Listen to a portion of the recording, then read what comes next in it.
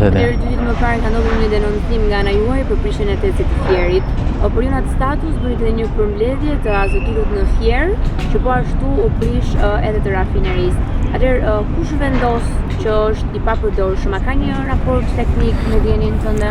Në fakt, kjo është një politikë e gabuar në 30 e ca vite demokraci në vendin tonë, pasi është krijuar ideja që çdo vepër e realizuar para viteve 90, hajde ta prishim sepse e keqja na pas ka ardhur ne nga veprat që janë bërë po nga shqiptarët, po me djersën e tyre, po me punën e tyre në 30, 40 apo 100 vite shtet që ne kemi. Pra absolutisht nuk duhet që asnjë vepër e bërë qoftë edhe gjatë periudhës së komunizmit të prishet. Është kriminale që ne sot nuk kemi azotikun në Fier, por edhe fabrikën e superfosfatit në Lezhë, që prodhonin mijëra tonë materiale kimike që përdoreshim për pjesën e bujqësisë. Dhe sot detyrohen fshatarët e blejnë atë nitratin, superfosfatin, uren me një çmim jashtëzakonisht shumë të shtrenjtë dhe janë të varur nga importi. Gjithashtu ne jemi vetmi vend në Ballkan që kemi rezerva nafte, pra në toka jon është plot me naftë, por jemi vetmi vend që nuk kemi rafineri. Një rafineri që ne e kishim në Ballsh u shkatërrua nga politika e gabuar në to 30 e ca vite. Pra ka rafineri Maqedonia që nuk ka naftë. Pra është absurde ta mendosh këtë, dhe ne sot paguajmë naftën më të shtrenjtë në të gjithë rajonin. Pra ne kemi naftë, po s'kemi rafineri, dhe kjo është gabimi që është bërë në vendin tonë. E fundit me tecin e Fierit. Normalisht teci është një le të themi agregat gjenerus, prodhues i energjisë elektrike, ku lëndë parë përdor le të themi qymyrin, gazin, naftën, në varësi të teknologjisë që mbulon nevojat e vendit kryesisht gjatë verës, sepse ne sot për sot ne prodhojmë energjinë vetëm nga hidrocentralet. Çfarë do të thotë? Jemi të varur nga reshjet. Pra nëse në verë nuk bie shi, ne do të detyrohemi do ta blejmë energjinë me çmimin e bursës, që zakonisht është një çmim jashtëzakonisht shumë i lartë. Po të ishte teci funksional, ne do kursenim disa milion euro, le të themi, në llogarinë dhe financat e shtetit shqiptar. Por me sa duket, këtu nuk është fokusi, sepse një pjesë dhe justifikimi shpeshherë i politikanëve, i qeveritarëve, është që shiko se duhet kalojmë tek energjia e pastër. Po, shumë dakord jam unë. Po pse i e privatit shpeshherë leje për të ndërtuar tec kur prish tecin e vetë shtetit? Madje ne kemi edhe tecin e Vlorës. Për qytetarët, nëse nuk e din, teci i Vlorës ka punuar vetëm 2 javë. Ka kushtuar rreth 130 milion euro. Nuk punon sot e 13 vite. Pra, këtu unë mendoj se kjo është një politikë jo e gabuar, por e mirë menduar për ta shkatëruar, le të themi, çdo gjë që prodhohet nga shteti dhe për t'ia dhënë privatit. Sepse kush fiton në këto raste? Fitojnë vetëm kompanitë të cilët importojnë pjesën e naftës, importojnë pleherat, importojnë energjinë, pra transaksionet e energjisë, dhe e gjitha kjo është në dëm të kujt? Po në dëm të qytetarëve. Sepse sot ka ngelur vetëm që ato vepra që janë bërë para viteve 90, që mund të jenë dhe hidrocentralet, hajde t'i prishim dhe hidrocentralet se janë bërë në periudhën e komunizmit, dhe hajde të bëjmë ca tjera, po t'i bëj privati dhe ne t'ja japim me koncesion dhe t'i pagojmë jo ne, po fëmijët tanë edhe niprit tanë për 30 apo 50 vitet e ardhshme. Dhe kjo çfarë do sjelli? Kjo do sjelli mos frymarrjen e ekonomisë shqiptare, se nëse ti i ke borxhe kompanive që vetëm ndërtojnë këto vepra që ne i patëm dhe fatkeqësisht i prishëm nga politika e gabuar, ne do jemi në situatën që ekonomia shqiptare do jetë e vështirë për çdo të ri sidomos. Sepse është kollaj kur thuhet që të ardhurat për frym në Shqipëri janë rreth $8.000, që dhe unë dyshoj në masë kjo mund të jetë një mesatare, por duke krahasuar me vendet e rajonit jemi jashtëzakonisht shumë pak. Po sa kushtonte modernizimi krahasuar me prishjen? Ky është një justifikim absurd për sa i përket pjesës së rafinerisë, por edhe azotikut. Azotiku ka pasur një teknologji të vjetër, por do ishte shumë herë më fitimprurës nëse kjo do zëvendësohesh teknologjia e viteve 85, 90 edhe më mbrapa me agregate të rinj sesa të rrafshohesh, të prishesh fare. Pra sot që ne kemi prishur për shembull rafinerinë e Ballshit, mirë me qindra qytetarë u hodhën në rrugë. Pra sepse ishte vetmja industri përpunuese që punsonte qytetarët e Ballshit të zonës Mallakastrës. Pra se ne themi kollaj, se ka dhe një paragjykim këtu nga qytetarët, sot thonë pse kanë ardhur gjithë në Tiranë. Po më falë, po çfarë do bëj një naftëtar, një inxhinier nafte në Ballësh kur u prish rafineria? Se unë ta garantoj që nuk do të donte të vinte në Tiranë ose në qytetet e tjera. Por në momentin që ai është i shkolluar, është i arsimuar, ka një profesion dhe nuk ka ku të punoj, tani është i detyruar dhe do iki. Pra, nëse sot do ishte rafineria e Ballshit dhe shteti do ta menaxhonte pjesën e përpunimit naftës dhe të ishte krijuar para shumë vitesh një ndërmarrje shtetërore e tregtimit naftës, që mos lihesh në dorë të privatit, sepse sot është monopol nafta nga privati. Pra ata kanë fitimin e tyre, kanë llogaritë e tyre në fund ditës, por nuk kanë kush t'i konkurrojë. Pra unë jam i mendimit që në Shqipëri duhet të jetë një kompani shtetërore e shitjes së naftës me pakicë, që nëse privati do të rrisi çmimin, pra do të rrisi fitimet e veta, ka gjithë drejtën e botës se jemi në ekonomi të lirë, por është edhe karburanti i shtetit aty.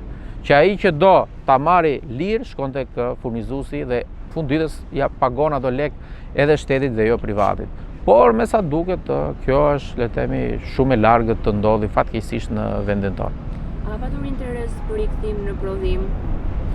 Shiko, pjesa e prodhimit është një fjalë goje shpeshherë që i bëhet thirrje edhe emigrantëve dhe investitorëve të huaj të vinë në vendin tonë për të hapur kompani produse, por për sa i përket prodhimit duhen politika mbështetëse nga ana e qeverisë, sepse po nuk pati lehtësira fiskale, po nuk pati subvencione, po nuk pati kontrata afatgjate, asnjë kompani nuk vjen të, le të themi, të investoj miliona euro dhe të jetë pasigurt, sepse kompanitë e mëdha bëjnë plan biznesi dhe plani biznesit bëhet në afat të gjatë për disa vite. Në një vend si joni, ku çdo vit ndryshojnë politikat fiskale, ndryshojnë taksat, ndryshojnë mënyra e taksimit, fiskalizimit, pra ka pasiguri financiare, këto kompani zgjedhin fatkeqësisht vendet e rajonit, pra shkojnë në Serbi, shkojnë në Maqedoni dhe nuk vinë të investojnë në vendin tonë, sepse këtu duhet të jetë mbështetje. Por ne harrojmë një detaj. Qytetarët shqiptarë sot kanë çmimin e energjisë më të lartë në rajon. Pra, nëse qytetarët nuk e dinë, kanë çmimin më të lartë se Kosova, më të lartë se Maqedonia, më të lartë se Serbia dhe pak më të lartë se Malizi.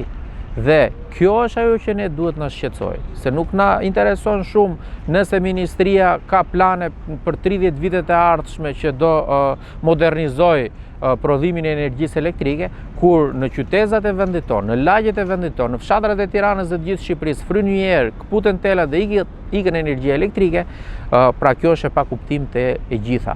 Pra, tjetër gjë është show mediatik që bëhet dhe tjetër gjë është realiteti në terren. Pra, qytetarët shqiptarë sot janë nga më pak të paguarit, por kanë kostot më të larta bazike dhe jetike, sepse energjia elektrike hyn tek madhrat bazik dhe jetik. Nuk mund të rrish pa energji elektrike, sepse kthehesh mes jetë. Po a ka mbështetje tani nga ana e institucioneve? Në këndvështrimin tim, le të themi, mbështetja mungon. Pra, e vetmja gjë që bëhet është që nëse qytetarët nuk e pagojnë energjinë elektrike, i ndërpritet furnizimi me energji elektrike.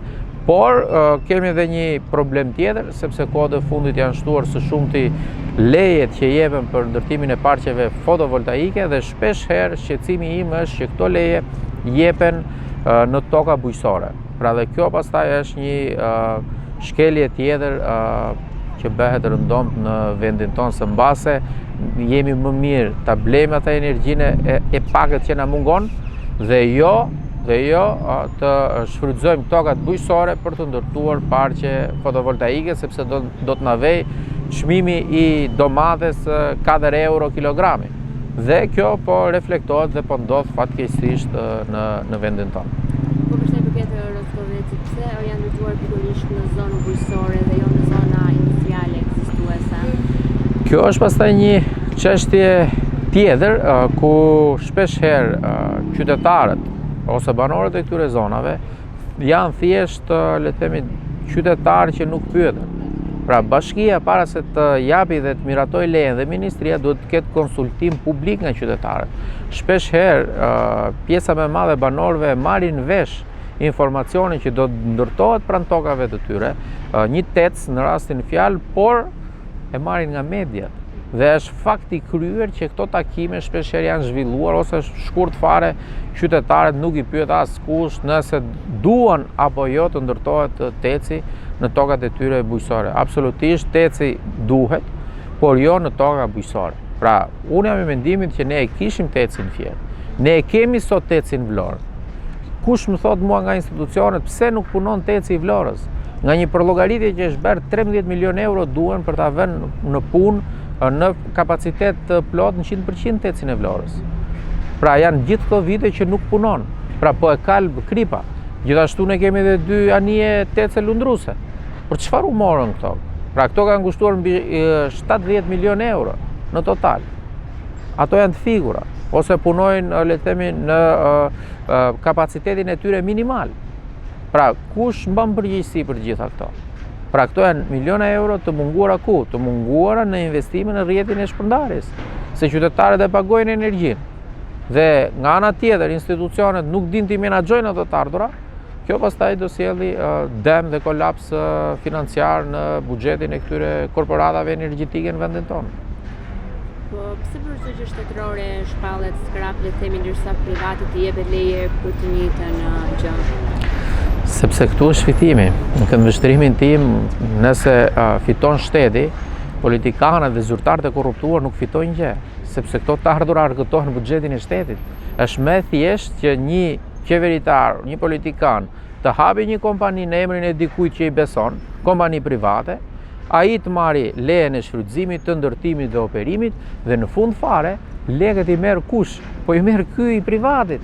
Pra, kjo është skema që është ndërtuar këtu te ne. Kjo është skema pse janë prishur le të themi ndërmarrjet shtetërore. Se po ta ketë shteti, fitojmë ne, fitojnë qytetarët. Pse? Sepse grumbullohen më shumë të ardhura. Ka më shumë fonde për të bërë rrugë, për të bërë shkolla, për të zhvilluar arsimin e gjitha me radhë. Por në momentin kur këto i merr privati dhe paguan thjesht taksat dhe taksat i ka minimale për qytetarët, mua vjen keq ta them, po privati del me fitim, ndërkohë që shteti del me minus. Është e njëjta gjë si rasti i Keshit. Keshi del me bilanc negativ në auditet dhe kontrollet, edhe kontrollit lartë shtetit KLSH-s, por kompanitë private të tregtimit të energjisë në çdo vit dalin me 130 milion euro fitim. Më fal, por nuk mund t'i marrë shteti këto fitime, këto miliona euro të munguara. Pra, unë mendoj se gjitha kjo ka qenë plani mirë organizuar nga të gjitha qeveritë, nga vitet 90 dhe deri sot që flasim, pa i përjashtuar të gjitha partitë politike, pa i përjashtuar të gjithë politikanët që kanë qenë në qeveri dhe që janë, sepse kjo nuk ka asnjë lloj shpjegimi tjetër. Vetëm në Shqipëri, në të gjithë vendet ish komuniste ka ndodhur që të shkatërrohen masivisht çdo vepër publike e ndërtuar gjatë regjimit komunist dhe socialist, sepse u krijua fryma që e keqja janë këto vepra. Dhe qytetarët nga padia dhe nga mospasja e informacionit dhe situata e asaj kohe, çfarë bën, i shkatërruan. Dhe sot le të themi ne kemi marrë rrugët e botës dhe punojmë në kompanitë gjermane thjesht për të mbyllur fundin e muajit dhe fatkeqësi e madhe që në Shqipëri duke pasur gjithë këto le të themi asete, qoftë në pjesën e nafës, qoftë në pjesën e energjisë, qoftë në pjesën e mineraleve, përpunimit mineraleve, qytetarët që jetojnë mbi këto pasuri nëntoksore që ne ka falur Zoti dhe natyra, janë më të varfrit në vendin tonë. Në të rastin gjithë që punojnë dëm, kush më shumë në të rësi humbin qytetarët apo ekonomia? Këto të dyja nuk i ndajmë dot, sepse ekonomia bëhet nga taksat e qytetarëve. Por edhe qytetarët, nga një keq menaxhim i ekonomisë humbasin. Sepse nëse qytetarët i pagojnë taksat, buxheti i shtetit është rreth 8 miliardë. Pra, dhe është në rritje se ka një ndërgjegjësim edhe nga ana e bizneseve, qytetarëve, e gjitha me radhë. Por kur qytetarit këto taksa që i paguan nuk i kthehen mbrapsht në formën e lehtësirave që do ketë në komunitet dhe në jetesën e tij, patjetër që është populli dhe qytetarët ata që humbasin kur ja besojnë administrimin e taksave tyre. Njerëzve të cilët janë provuar gjithë këto vite që hallin primar nuk kanë hallin e qytetarëve, kanë hallin e xhepave të tyre. Dhe këtë njerëzit e dinë shumë mirë. Dhe ka ardhur momenti që të shikojnë le të themi, xhepin e tyre dhe ekonominë e tyre familjare dhe të zgjedhin administrator që do i menaxhojnë më së miri taksat e tyre. Nëse do duan më të mirën për fëmijët. Nëse jo, le të vazhdojnë në këtë lloj situate dhe deri në momentin sa të ngelë shqiptari i fundit në Shqipëri.